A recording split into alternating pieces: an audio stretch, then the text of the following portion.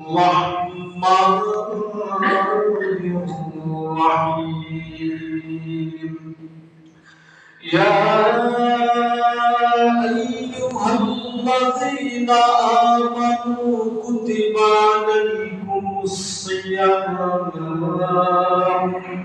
كما كتب على الذين من قبلكم لعلكم تتقون. وقال النبي صلى الله عليه وسلم عن أبي هريرة رضي الله تعالى عنه قال قال رسول الله صلى الله عليه وسلم إذا دخل رمضان فتحت أبواب السماء وفي رواية فتحت أبواب الجنة وفي رواية فتحت أبواب الجنة وغلقت أبواب جهنم وسلسلة الشياطين وفي رواية فتحت أبواب الرحمة.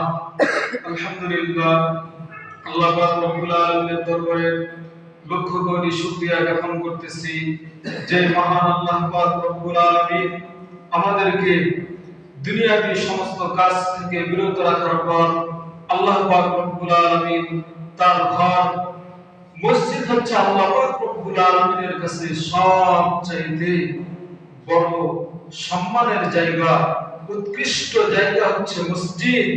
এই মসজিদে আল্লাহ পাক রব্বুল আলামিন আমাদেরকে নিয়ে এসেছেন দুনিয়ার সমস্ত কাজ থেকে বিরত থাকার পর। অনেক মানুষ দুনিয়ার কাজের মধ্যে এখনো লিপ্ত রয়েছে। আপনাকে আমাকে আল্লাহ পাক রব্বুল আলামিন কবুল করেছেন।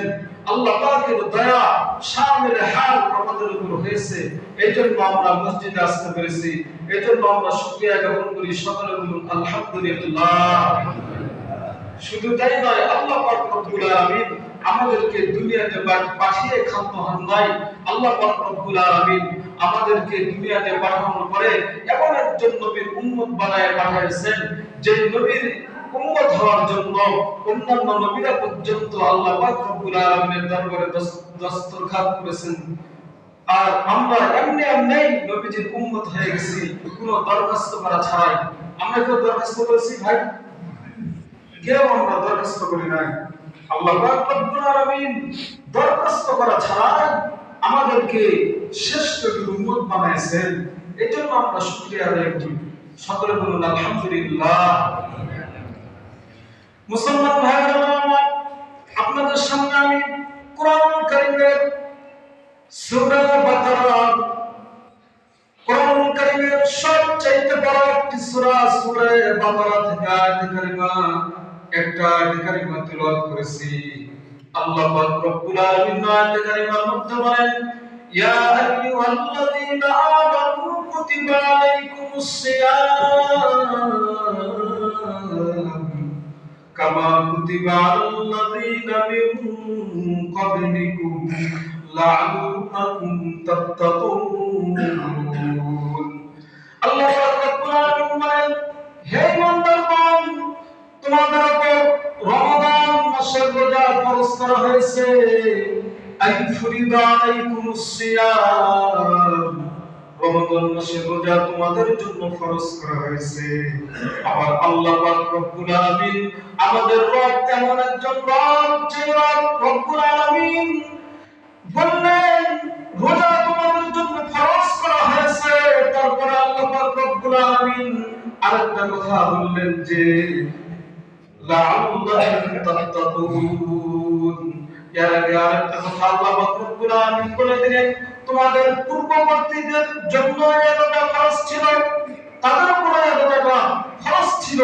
রব তিনি এমন আমাদের দয়াশীল রব যে আমাদেরকে কঠিন একটা কাজের হুকুম দেওয়ার পরে আবার বলতেছে তোমাদের পূর্ববর্তীদের জন্য এটা ফরজ ছিল, যেন আমাদের মধ্যে একটা সান্ত্বনা আসে। এই কারণে আল্লাহ পাক এটাই জানাই দিলেন যেন কষ্টকর সেরকম আমাদের না হয়, যে আমাদের পূর্ববর্তীদের জন্য ফরজ ছিল তাহলে আমাদের উপর সেটা সেরকম কষ্টকর হবে না। এই জন্য আল্লাহ পাক সে কথাও বলে দিলেন। তারপর আল্লাহ পাক রব্বুল আলামিন বলেন লাআল্লাকুম তাত্তাকুন।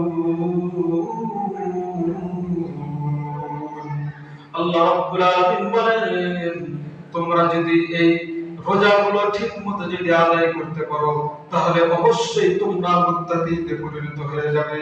জোরে সুবহানাল্লাহ। রোজাগুলো যদি আমরা ঠিকমতো আদায় করতে পারি, বিধি নিষেধগুলো মেনে চলে সেইভাবে যদি আদায় করতে পারি, তাহলে আমরা কি মুত্তাকি, আল্লাহ তাআলার ভয় পরহেজগার বান্দাতে আমরা কি হব, পরিণত হয়ে যাব। আল্লাহর ভয় মুত্তাকি কাকে বলে? মুসলমান ভাইরা আমার গভীর মনোযোগ দিয়ে শুনবেন। এই উম্মতের সর্বশ্রেষ্ঠ, উম্মতের মধ্যে সর্বশ্রেষ্ঠ মানুষ হলেন আবু বকর সিদ্দিক রাদিয়াল্লাহু তাআলা আনহু। নবীদের মধ্যে যেরকম ভাবে সর্বশ্রেষ্ঠ নবী হলেন আমাদের সরওয়ারে দু আলম নবীজি সাল্লাল্লাহু আলাইহি ওয়াসাল্লাম, বিশ্বনবী সাল্লাল্লাহু আলাইহি ওয়াসাল্লাম যেমন ভাবে সমস্ত নবীদের মধ্যে যেমন ভাবে তিনি সর্বশ্রেষ্ঠ, তেমন ভাবে এই উম্মতে মুহাম্মাদীর মধ্যে সমস্ত উম্মতের মধ্যে সর্বশ্রেষ্ঠ ব্যক্তি হলেন হযরত আবু বকর সিদ্দিক রাদিয়াল্লাহু তাআলা আনহু। আবু বকর সিদ্দিক রাদিয়াল্লাহু তাআলা আনহু আল্লাহ পাক রব্বুল আলামিনের ভয় তার মধ্যে কেমন, মুসলমান ভাইরা আমার গভীর মনোযোগ দিয়ে শুনবেন। আবু বকর সিদ্দিক রাদিয়াল্লাহু তাআলা আনহু যখন একাগ্র অবস্থায় থাকতেন, আর আসমানের দিকে তাকাতেন, আসমানের দিকে তাকায় বলতেন ইয়া লাইতানি কুনতু উসফুরান, ইয়া লাইতানি কুনতু ওয়ারাকান, ইয়া লাইতানি কুনতু গুসাআন। আবু বকর সিদ্দিক রাদিয়াল্লাহু তাআলা আনহু জান্নাতের সার্টিফিকেট আশারে মুবাশশারার মধ্যে, শুধু আশারে মুবাশশারার মধ্যে না, সর্ব উম্মতের মধ্যে সর্বশ্রেষ্ঠ ব্যক্তি হলেন আবু বকর সিদ্দিক রাদিয়াল্লাহু তাআলা আনহু। জান্নাতের সার্টিফিকেট আবু বকর সিদ্দিক রাদিয়াল্লাহু তাআলা আনহুর কাছে আল্লাহ পাক দিয়ে দিয়েছেন। তারপর আল্লাহর ভয় আবু বকর সিদ্দিক রাদিয়াল্লাহু তাআলা আনহু আসমানের পাখিগুলোর দিকে তাকায় বলেন আয় আল্লাহ রাব্বুল আলামিন, আমাকে যদি আপনি পাখি বানাইতেন তাহলে দরবারে ইলাহিতে আমার হিসাব দেওয়া লাগতো না। আয় আল্লাহ, হায় আমাকে যদি আপনি পাখা বানাইতেন তাহলে দরবারে ইলাহিতে আমার হিসাব দেওয়া লাগতো না। আমাকে যদি খড়কুটা বানাইতেন, ময়লা আবর্জনা যদি আমাকে বানাইতেন তাহলে দরবারে ইলাহিতে আমার হিসাব দেওয়া লাগতো না। যেরকম সুবহানাল্লাহ। আবু বকর সিদ্দিক রাদিয়াল্লাহু তাআলা আনহু উম্মতের সর্বশ্রেষ্ঠ ব্যক্তি, তার এরকম হয় দিনের মধ্যে। আর আপনি আমি শুধু রমাদানের মুসল্লি, শুধুমাত্র এক সপ্তাহ নামাজ পড়তেছি আর এক সপ্তাহ নাই, এটা কি ধরনের? এটা কি আমরা মুসলমান? আমরা কি ধরনের মুসলমান হলাম? ইসলামটা এমনি আসে নাই। এত কষ্ট, এত ত্যাগের বিনিময়ে ইসলামটা এসেছে, তারপরেও আমরা শুধু বসে বসে আমরা হলাম উত্তরসূরি মুসলমান, পিতামাতা মুসলমান, এই কারণে আমরা মুসলমান। মুসলমানিত্ব আমাদের মধ্যে কিছুই নাই, হালাল হারামের তমিজ নাই, শুধুমাত্র যেটাই পাই সেটাই খাই। হারাম বলেন, সুদ, ঘুষ, এগুলোর মধ্যে আমরা লিপ্ত। রমাদান মাসে আমরা ঠিক মতো নামাজ পড়ার চেষ্টা করি, বাকি মাসগুলো তো আমরা নামাজ পড়তে আসি না।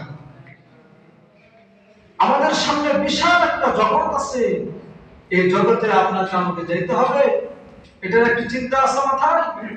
বিশাল জগৎ, সেই জগতের তুলনায় দুনিয়াটা কিছুই নয়। আমরা তো শুধু সফল কাম মনে করি, 10 তলা বিল্ডিং বানাইলাম, 20 তলা বিল্ডিং বানাইলাম, গাড়ি বাড়ি, এটার মধ্যে সফল কাম। কিন্তু আল্লাহ বলেন সফল কাম কোনটার মধ্যে? আল্লাহ পাক নিজেই বয়ান ফরমাইতেছেন। আল্লাহ পাক রব্বুল আলামিন সূরা ইমরানের মধ্যে আল্লাহ পাক রব্বুল আলামিন বয়ান করতেছেন। আল্লাহ পাক রব্বুল আলামিন বলেন সফল কাম কারে কয়?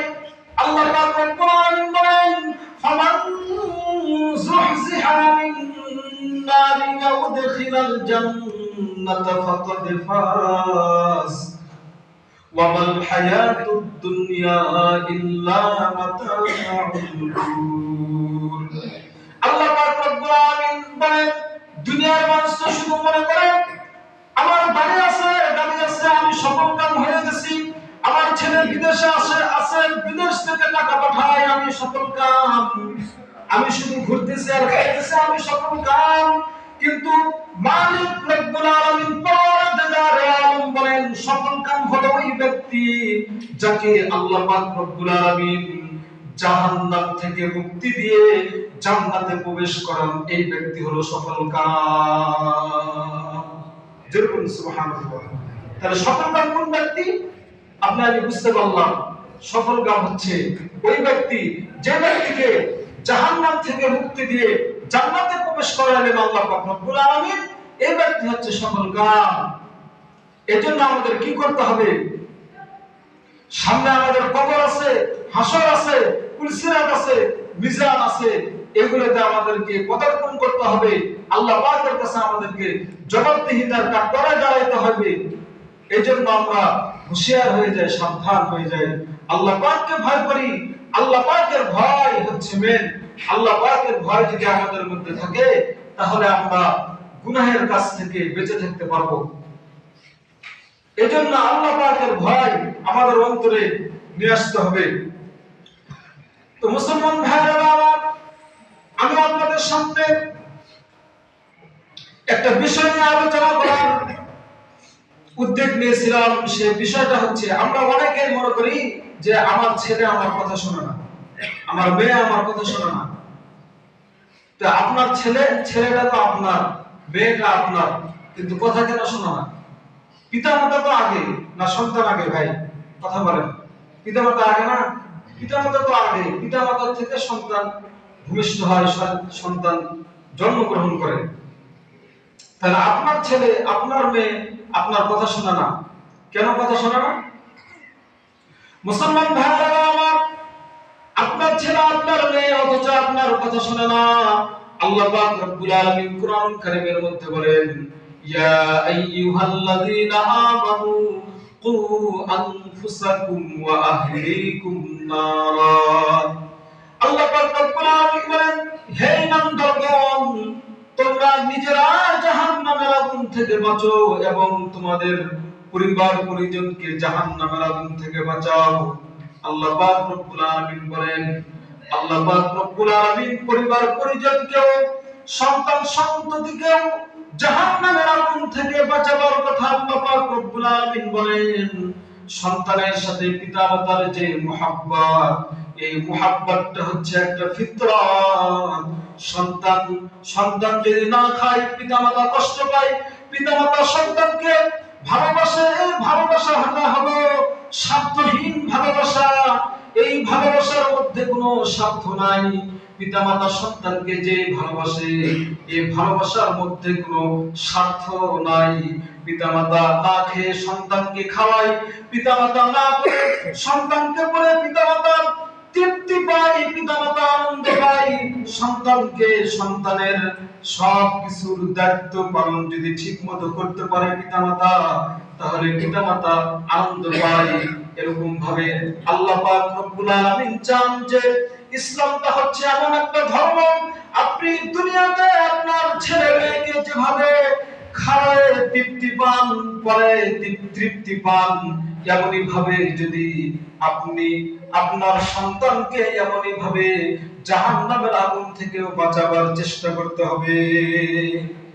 জাহান্নামের আগুন থেকে বাঁচাবার চেষ্টা করতে হবে এরকম ভাবে, যেরকম ভাবে দুনিয়াতে আপনার সন্তান কষ্ট পায় যেটা আপনি চান না, কি ভাই এটা চান?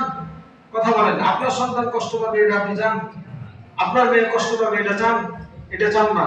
তাহলে আপনার ছেলে মেয়েকে জাহান্নামের দিকে ঠেলে দিতেছেন কেন? কেন মসজিদমুখী করাইতেছেন না?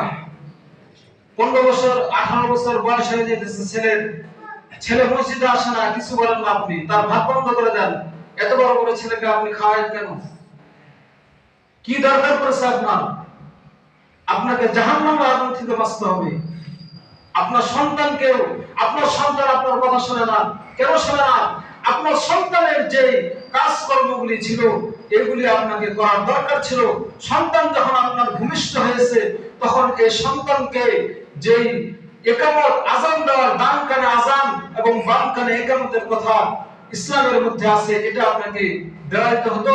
প্রথমে যদি আপনি আল্লাহু আকবার আল্লাহু আকবার আশহাদু আল্লা ইলাহা ইল্লাল্লাহ আশহাদু আল্লা ইলাহা ইল্লাল্লাহ এই তাওহীদের বীজ যদি প্রথমে আপনি আপনার সন্তানকে যদি শোনায় দিতেন, আপনার সন্তান আপনার কথা অবশ্যই শুনতো। আপনার সন্তানকে যদি আপনি দ্বীন শিক্ষা দিতেন, আপনার কথা আপনার সন্তান অবশ্যই শুনতো। আপনার সন্তানকে যদি আপনি মসজিদ চিনাইতেন, আল্লাহমুখী করতেন, নবীজিকে চিনাইতেন, তাহলে আপনার সন্তান আপনার কথা অবশ্যই শুনতো। আপনার সন্তান আপনার কথা শোনে না এই কারণে আপনি আপনার সন্তানকে ইসলামের কোনো শিক্ষা দেন নাই। আপনার সন্তানকে আপনি প্রথমে স্কুলে দিয়ে দিয়েছেন। স্কুলের বারান্দায় যে আপনার সন্তান কি শিখেছে? কোরআন হাদিসের কোনো জ্ঞান সেখানে শিক্ষা দেওয়া হয় নাই। এই কারণে পরবর্তীতে এই ছেলেদের মধ্যে থেকে, এই মানুষদের মধ্যে থেকে নাস্তিক তৈরি হয়।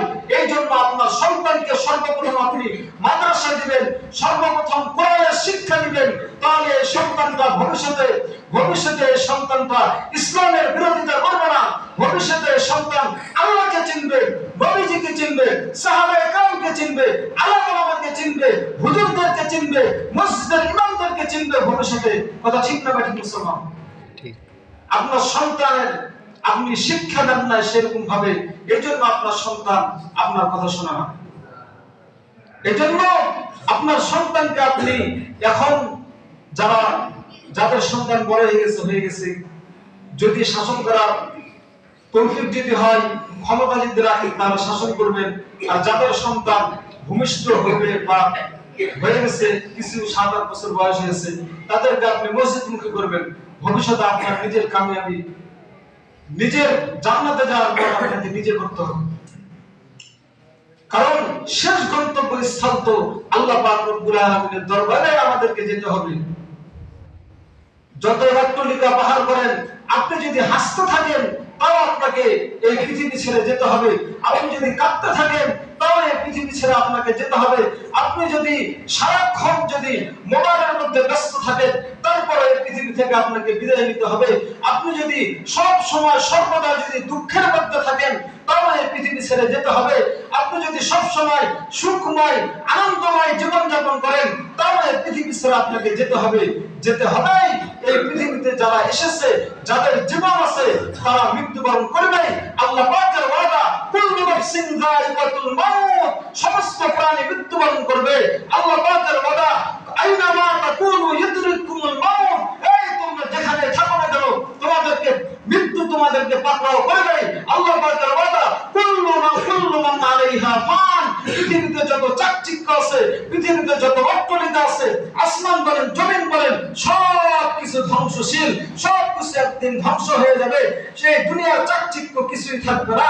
তুমিও ধ্বংস হয়ে যাবে, আমিও ধ্বংস হয়ে যাব। আল্লাহ পাকের দরবারে আমাদেরকে ফেরত যেতে হবে। আল্লাহ পাকের কাছে আমাদেরকে হিসাব দেওয়া লাগবে। কবরের মধ্যে আমাদেরকে যাওয়া লাগবে। হাসরের ময়দানে সেখানে আমাদেরকে দাঁড়াতে হবে। আল্লাহ পাকের কাঠগড়ায় আমাদেরকে দাঁড়াতে হবে। সেখানে আমরা কি হিসাব দিব? আল্লাহ পাকের ওয়াদা হচ্ছে, উদিয়াল কিতাব, আল্লাহ তাআলা সেদিন আমলনামা পেশ করবে। ইয়াউমাইদিন বিজাহান্নাম, জাহান্নামকে সেখানে আমাদের সামনে সেখানে নিয়ে আসবে। এই জন্য আমরা জাহান্নাম থেকে বাঁচার জন্য আমাদেরকে আপ্রাণ চেষ্টা করতে হবে। নিজের সন্তানদেরকে যেমন ভাবে আপনি চলতেছেন রাস্তায়, চলতে চলতে আপনার সন্তান যদি একটা গর্তের মধ্যে পড়ে যাওয়ার উপক্রম হয়, আপনার সন্তানকে আপনি সেখান থেকে বাঁচাবার জন্য চেষ্টা করবেন না ভাই? কথা ঠিক না ঠিক? শুধু চেষ্টা করবেন তা নয়, আপনার সন্তানকে নিয়ে আপনি চলতেছেন, চলতে চলতে যদি আপনার সন্তান একটা গর্তের মধ্যে পড়ে যাওয়ার উপক্রম হয়, তাহলে আপনার সন্তানকে আপনি বাঁচানোর জন্য শুধু চেষ্টা করবেন তা না, আপনার জীবনকে বাজি রেখে আপনার চেষ্টা করে আপনার সন্তানকে এই গর্ত থেকে বাঁচাবার জন্য চেষ্টা করবেন। কিন্তু মুসলমান ভাইরা আমার, আপনার আমার সন্তান, আপনার আমার ভাই, তারা জাহান্নামের দিকে চলে যাইতেছে, অথচ আপনার সন্তানকে আল্লাহ, আপনি যেভাবে দুনিয়াবি সমস্ত কষ্ট থেকে রক্ষা করার জন্য চেষ্টা করতেছেন, আর আখিরাতের যে জীবন, এই জীবনের কোনো শেষ নাই। এই আখিরাতের জীবন, আখিরাতের জাহান্নামের আগুন থেকে বাঁচানোর জন্য কতটুকু চেষ্টা করেছেন, কতটুকু চেষ্টা করেছেন? এই বেটা নামাজ পড়, এতটুকুই। 3 দিন পর, মাসের পর মাস চলে যায়, সন্তান ঘুমাইতেছে, ফজরের সময় দেখতেছেন না আপনি, জোহরে যায় ঘুমায়, আসরে যায় ঘুমায়, কি জবাব দিবেন? আমাদের তো হাসরের ময়দান আছে, আমাদের আল্লাহ পাক তো আছে, সেখানে তো আমাদের হিসাব দেওয়া লাগবে। এজন্য ভাই, আমি ভালো চাই যে আমিও জান্নাতে থাকি, আপনারাও জান্নাতে থাকেন। আপনাদের এলাকার আমি সন্তান, আমার বাড়ি দুবাই। এজন্য আমি চাই যে আমিও জান্নাতে থাকি, আমার দাদা, আমার ভাই, আমার ছোট ভাই, সবাই একসঙ্গে আমরা জান্নাতে থাকি, এটাই চাই। তাছাড়া কোনো কিছু না। উলামায়ে কেরামের মধ্যে কোনো হিংসা নাই, বিদ্বেষ নাই। তারা তারা আমাদেরকে সুপথে নেওয়ার জন্য চেষ্টা করে, তারা আমাদেরকে জাহান্নামের পথ থেকে বাঁচানোর জন্য তারা চেষ্টা করে, উলামায়ে কেরাম। এই জন্য উলামায়ে কেরামের সাথে সত্য ব্যবহার করবে, ভালো ব্যবহার করবে আলেম ওলামাদের সাথে। কিয়ামতের দিন বিপদে পড়লে লাভ হবে। হাদিসে আছে, ওইদিকে আমি যাইতেছিলাম, সময় যেহেতু শেষ হয়ে গেছে, এই কারণে আমি আমার আলোচনা 1:04 বেজে গেছে। আচ্ছা ঠিক আছে, আমার আলোচনা আমি এখান থেকে শেষ করতেছি। আপনারা আমার জন্য দোয়া করবেন, আপনাদের জন্য আমি দোয়া